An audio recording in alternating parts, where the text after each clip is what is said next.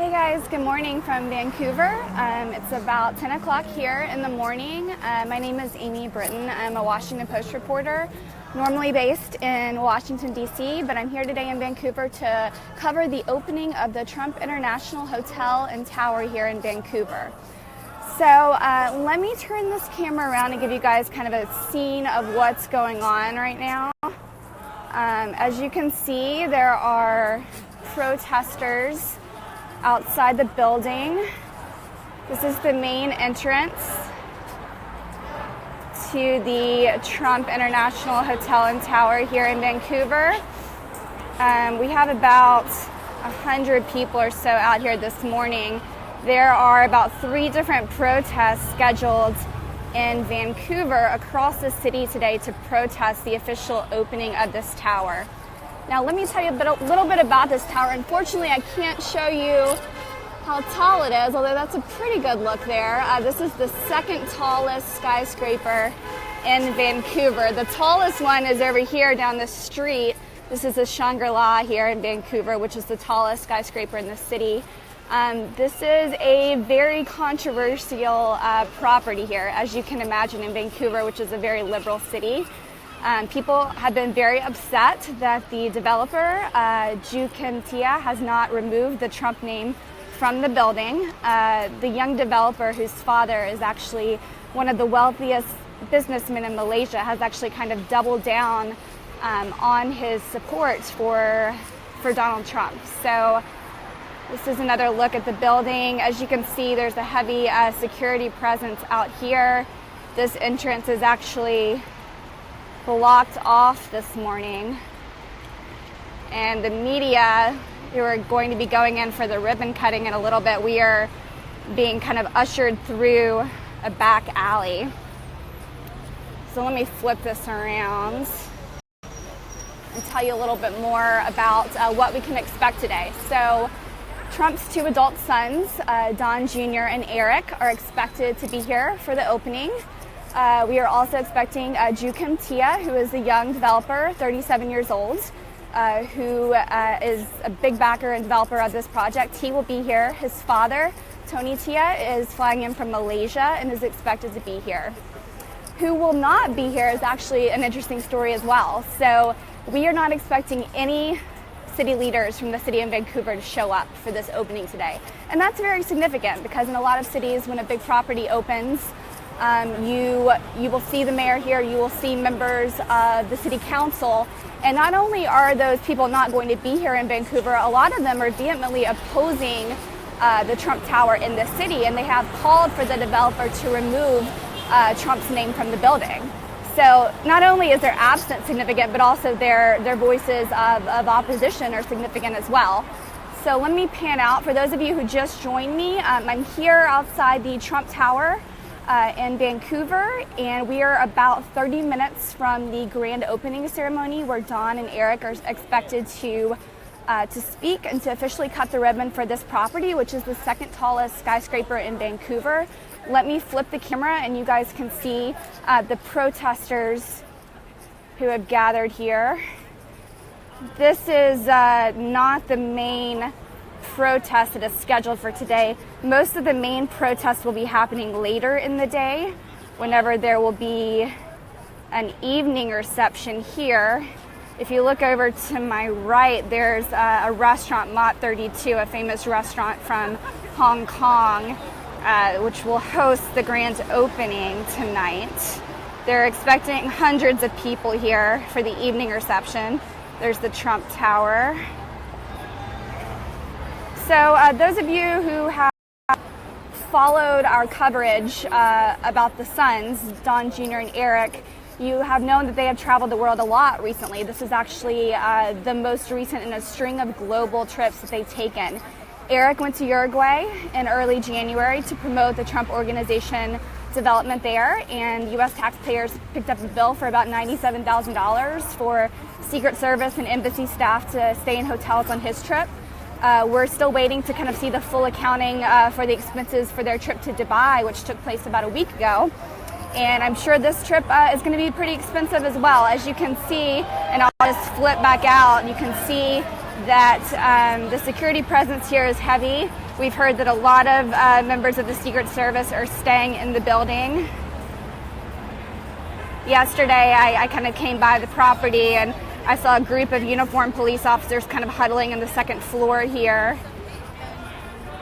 So they are expecting kind of the full force of protesters to show up throughout the day. And like I said earlier, this is not actually an official protest that's organized out here right now. Most of the official ones are set to happen later in the day, leading up to the evening reception here at the Trump property. For those of you who are just joining me, let me give you a view of the top of this tower. Most people agree that it is a pretty beautiful design here. You can't see the way that it twists around, but this is known as the Twisting Tower in Vancouver. It was actually designed by Arthur Erickson, who is a revered, homegrown Canadian architect. And I talked to several people from the city who actually, sorry, I've got a lot of sun in my face here. I talked to several people from the city who believe that Arthur Erickson, who is now deceased, would be very, very upset to know that Trump's name is on his tower. They believe that the architect in many ways directly conflicted with everything that Trump stands for. Although I did reach out to the family of Arthur Erickson, the deceased architect of this building, and they gave me a statement yesterday that their father was apolitical and that they are proud that his design, has a prominent place in Vancouver skyline. So, they didn't take a statement that they were anti-Trump or anti-having the name of Trump on their father's design here for this tower. But it's a sore subject for a lot of people in the city because this skyscraper was, it was supposed to be a beacon of light in the city. It has a very important place in the skyline as the second tallest skyscraper in Vancouver. And now, Trump's name is on this property, and the developer has given no indications that he has any intention of taking that name down, despite many public cries for him to remove the name and to break the deal with Trump. So let me pan out a little bit more, and you guys can see more of the protesters gathering here. And if you guys have any questions, please let me know. I'm happy to answer any questions about what's going on here today. Like I said, we're waiting for a ribbon cutting to begin shortly with Eric, with Don Jr., with Jukim Tia, who is the developer. His family members are expected to be here from Malaysia. So here are some of the protesters gathered.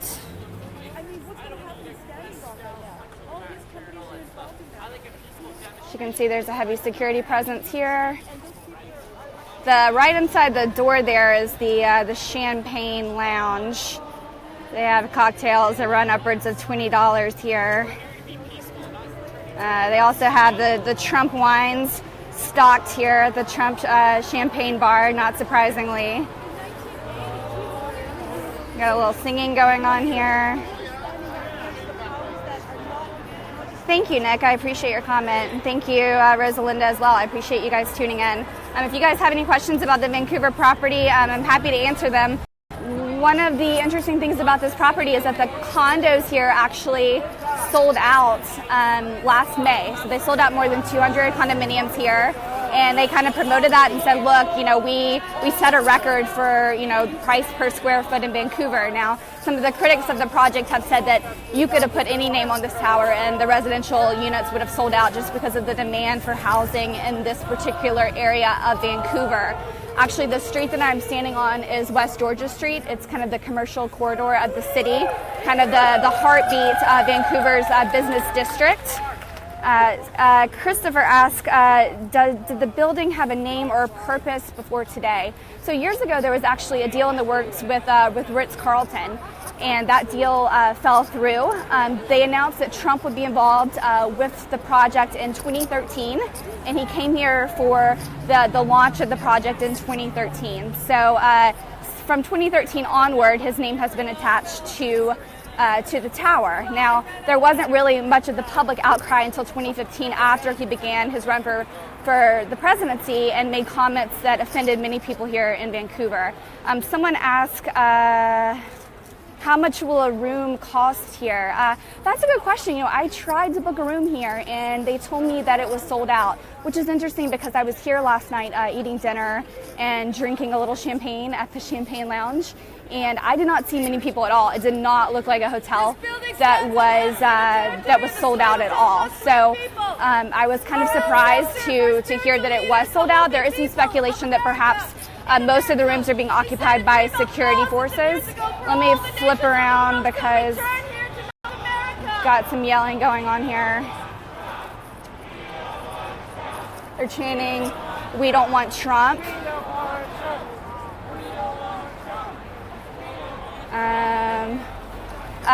E.M. Conrad says, "I do not care about the Secret Service costs for protection of the first family in America. We are to bend and comply with every individual and group request for inclusion."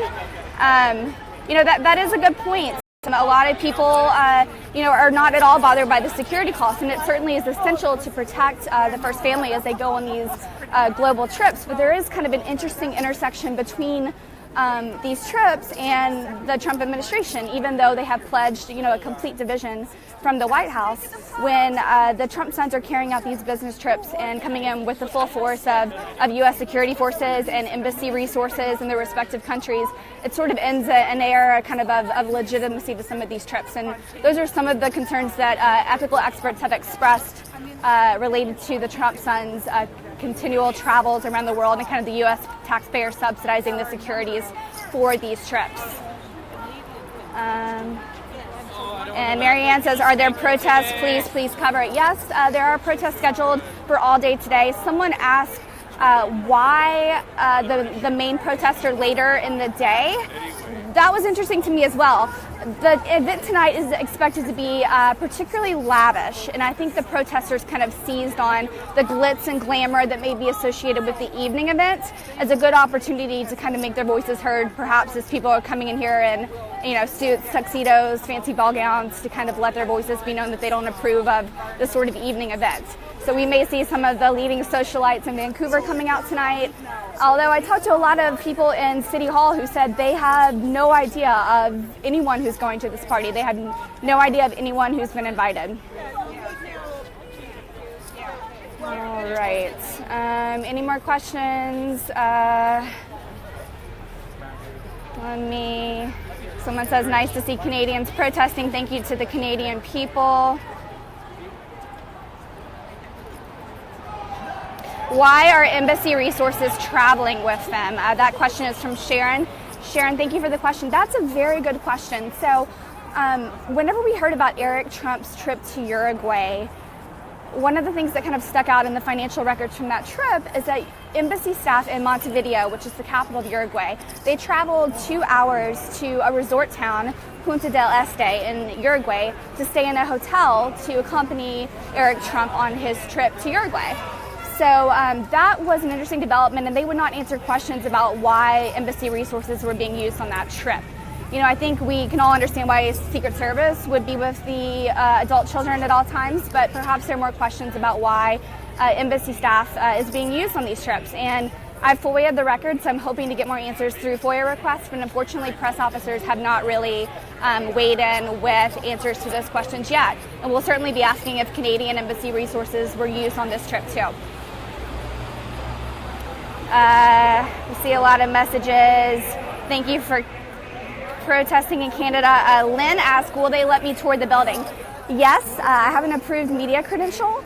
I am supposed to get a tour sometime between 11:30 and 1 p.m. I actually talked to one of the bartenders last night who said that he is going to have a little cocktail station set up on the tour, and he's going to be demoing 4 different cocktails that they make here. So he said, be sure to stop by and see me on the tour. So I told him I'd stop by if I had time, if I didn't have a tight deadline. So yeah, we're expected to get a full tour of the property. There's an Ivanka branded spa here. There's actually a poolside lounge, which I'm kind of confused about having a pool in this property in Vancouver. It's the first kind of pool lounge in Vancouver. Thank you, Nancy. I appreciate it. Appreciate the support. So what else is in the hotel? There's a champagne lounge. There's the restaurant Mott 32. I dined there last night. Was kind of disappointed in the food. It's gotten a lot of hype. You know, it's a Hong Kong-based restaurant. I wasn't super impressed, but maybe it just wasn't my taste. But, you know, I guess it depends on what you like.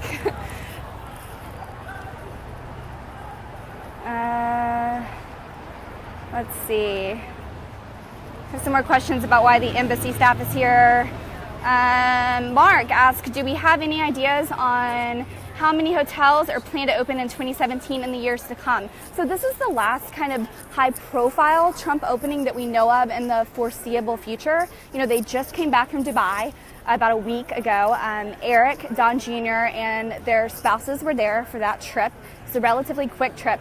The interesting thing about the Dubai trip is that they kind of had the full support of government officials there. My colleague was there covering the event, and he noted that government officials were there kind of toasting the success of the program, welcoming them with open arms, even rolling out the red carpet for the Trumps in Dubai. Now, that could not be more opposite from what we're seeing here today in Vancouver. As I mentioned earlier, no one from City Hall is expected to be here for this launch. I was walking through City Hall yesterday saying, are you going? Are you going? Does anyone know anyone who's going? And they're like, look, we didn't even get invites to this. You know, the relationship that city leaders have with this young developer, Jukin Tia, is very, very frosty. You know, they view him as someone who's kind of dug in his heels to defend Trump. And they've said to me, look, you know, we can almost respect and understand if he said, you know, this is just a business deal. I don't agree with this politics. But the interesting thing about Ju Kim is that after the election, he's been out in the media and he said, you know, that the media has a vendetta against Trump, that Trump is misunderstood, that the family is humble and honorable. And he's kind of dug in his heels and almost kind of doubled down on his support of Trump. So that has really upset people in the city, including city leaders. One city council member, Carrie Chang, told me yesterday that, you know, he told Ju Kim, he was like texting him over the past couple months, all you have to do is just pull the plug on this deal and you will be a hero in Vancouver. But he wouldn't do it. And I think that frustrates a lot of people in the city because they don't view the Trump name as aligning with the values that the people of Vancouver have. So let me see if I've got any more questions. Mike says it is a beautiful morning in Vancouver, by the way. It is, I agree. Sorry, you guys, the sun is like constantly blocking me in the face here. Kind of surprised because I was expecting a little bit of rain here today. We had a snowstorm earlier this morning. Elizabeth says Ivanka should not be marketing her products during White House sanctioned business. So the spa is branded in her name. I'm not sure. You know, you have to understand that this building here is not actually owned by Trump. So he has a licensing deal and a management deal with the Trump property. And that's something that he does frequently is he, you know, has his name attached to these buildings and they manage the hotels, but he doesn't actually own the building. Will the Canadians boycott the hotel? Katia said, I heard from a lot of them that they don't plan to stay here. You know, I think they view this as a hotel that will be attractive to global travelers, but perhaps not so much your average consumer in Vancouver. Diane asked, what are they protesting? Let me flip around so you guys can see the protest again. They are protesting the ribbon cutting for the opening of this hotel, which is scheduled to get underway in about 15 minutes. I actually need to wrap this up shortly and get in soon. We got a guy with trumpet coming through. We got a dog for all you animal lovers out there. Dog's pretty popular on the protest route here. For those of you who are just tuning in, someone said behind you is Captain America. I don't know, I'm looking for him. I don't see him. All right.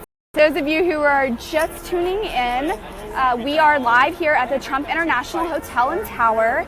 The ribbon cutting for the property is set to start in just a couple of minutes.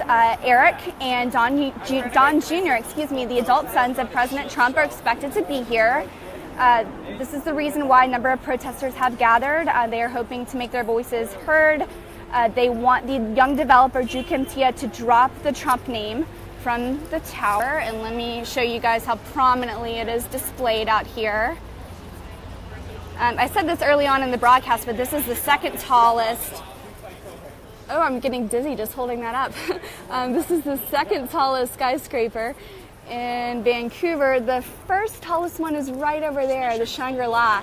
And if you notice with the Shangri-La, that building is kind of carved out on the side. I had a former city planner walk me around town yesterday, and he told me that that building shows the intricacy that goes into planning the skyline. The way that building, the neighboring building, is carved out is to preserve the sightline to the mountains for a condo development behind that tower. So there's so much planning and painstaking intricacies that kind of go into planning the skyline in Vancouver. That goes into kind of some of the reasons why so many people are so upset that the Trump name is on this tower. Someone asked, will I show the ribbon cutting? Yes, I hope to. I'm going to try to get in there and go through the media line. I actually need to wrap this up so I can kind of restart the broadcast once I get inside. I will do that. But before I go, let me answer Hill's question. Will the mayor be there? No, not to my knowledge. I asked Mayor Robertson for an interview. He declined, but he has publicly said that this Trump Tower has no place in Vancouver's skyline, which is a pretty strongly worded statement about how he feels about the project. So no, I do not expect him to be here. I do not expect any members of the city council to be here. They have told me that they are boycotting. One of them told me he believes this building is full of bad karma and he would never set foot in here. So that's kind of their position. I'm going to wrap this up. Thank you guys so much for tuning in, for asking questions, and I'm going to pick this up inside with the live broadcast of the ribbon cutting.